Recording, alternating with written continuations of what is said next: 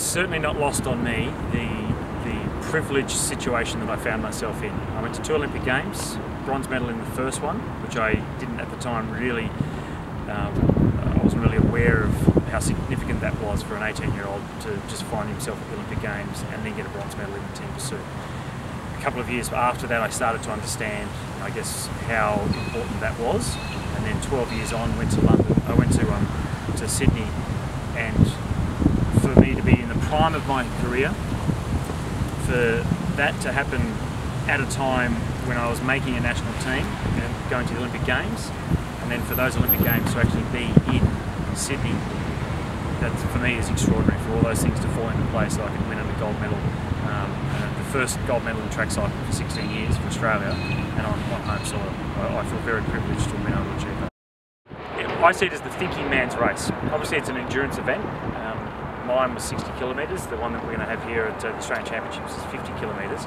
It's not just about physiology. I like the fact there is a combination between experienced riders with good physiology can outsmart and outmanoeuvre some of the young superstar talent. Yet on some days, those really talented riders can attack at the right time and take the experienced guys by surprise and still take a lap on the race and win. So I really do like that combination.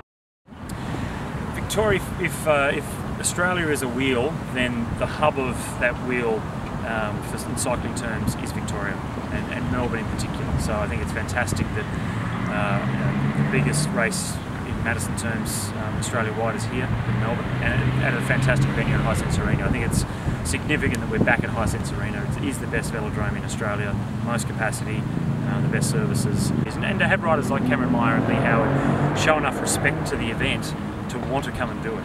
You know, they're operating as professionals now, and no one really expected them to want to come back and do the track.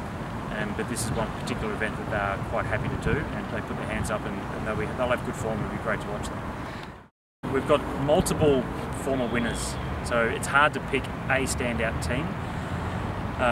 Glenn O'Shea and Jack Bobridge. Glenn O'Shea is a fantastic Madison rider as well, former 3-time winner. So you've got 3 riders that have won 3 times.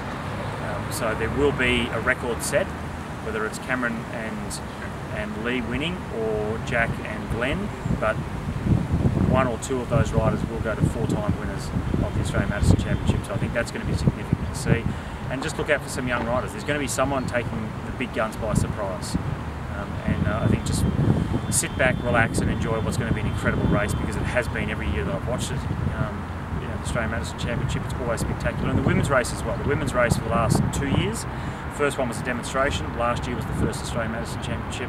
This year it's the first time at Hisense. And every edition has been really good to watch, very entertaining. So looking forward to that as well.